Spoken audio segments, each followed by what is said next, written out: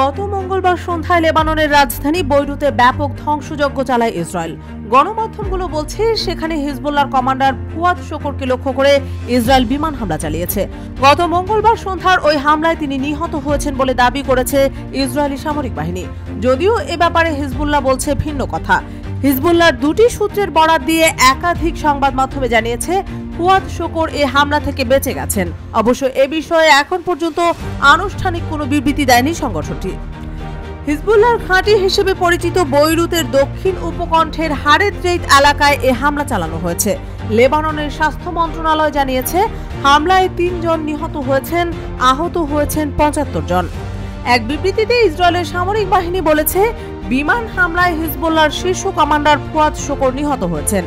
একই দাবি করেছেন ইসরায়েলের প্রতিরক্ষা মন্ত্রী ইয়োভ গালান্ট। টুইটারে ছড়িয়ে পড়া একটি ভিডিওতে দেখা যায় হামলার পর স্ট্রেচারে করে আহত এক ব্যক্তিকে হাসপাতালে নেওয়া হচ্ছে। ওই ব্যক্তির সঙ্গে ফুয়াদ শোকরের চেহারার মিল আছে, তবে ভিডিওটি ফুয়াদ শোকরেরই কিনা তা যাচাই করা যায়নি।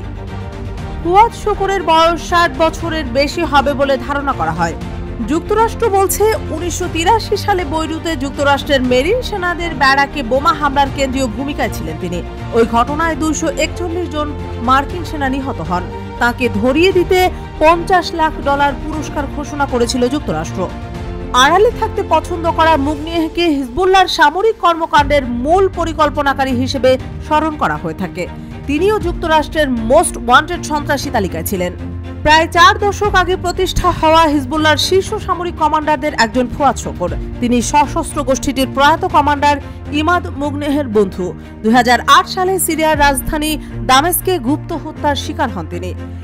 হিজবুল্লাহর বিভিন্ন সূত্রে জানা গেছে ১৯৮২ সালে লেবাননে আগ্রাসনের সময় মুগনিয়েহ ও মুস্তফা বদরুদ্দিনের পাশে থেকে ইসরায়েলি সেনাদের বিরুদ্ধে লড়েছিলেন ফুয়াদ শোকর।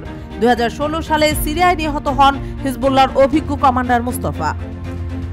ইসরায়েলি সামরিক বাহিনী বলছে ফুয়াদ শোকর হিজবুল্লাহর সর্বোচ্চ সামরিক ফোরাম জিহাদ কাউন্সিলের সদস্য ছিলেন। তিনি এই কাউন্সিলের স্ট্র্যাটেজিক ইউনিটের নেতৃত্ব দিচ্ছিলেন। ইসরায়েলি বাহিনীর দাবি ফুয়াদ শোকর হিজবুল্লাহ প্রধানের ডান হাত এবং তিনি তাঁর কৌশলগত বিষয় ও যুদ্ধকালীন অভিযান পরিচালনা বিষয়ক উপদেষ্টা ছিলেন।